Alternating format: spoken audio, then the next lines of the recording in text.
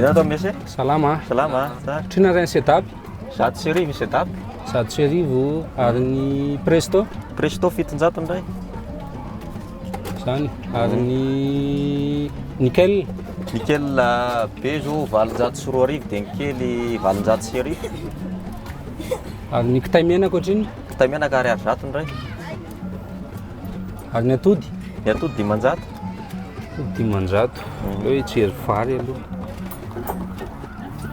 Ohatriny ny kilao 500 sy 700.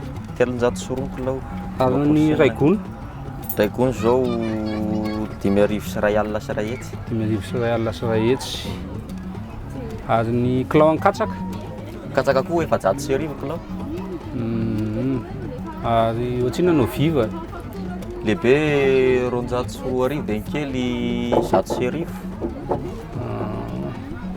Ary ny savony. Savony 800 dia 100 dia 50 sy 5 dia 300.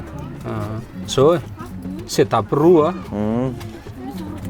dia presto roa dia atody anankiefatra dia menaka 500. Menaka 500. Ay. Izay ny atao.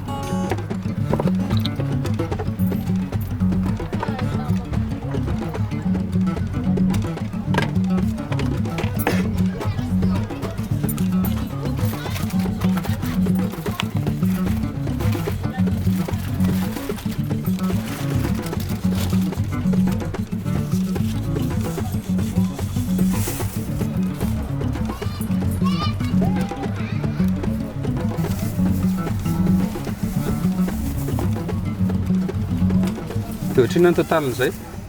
100 sy 4 arivo ny totalin'izay.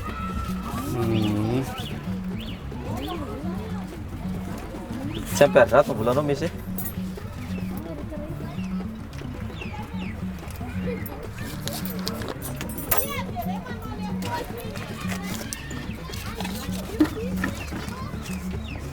Ya.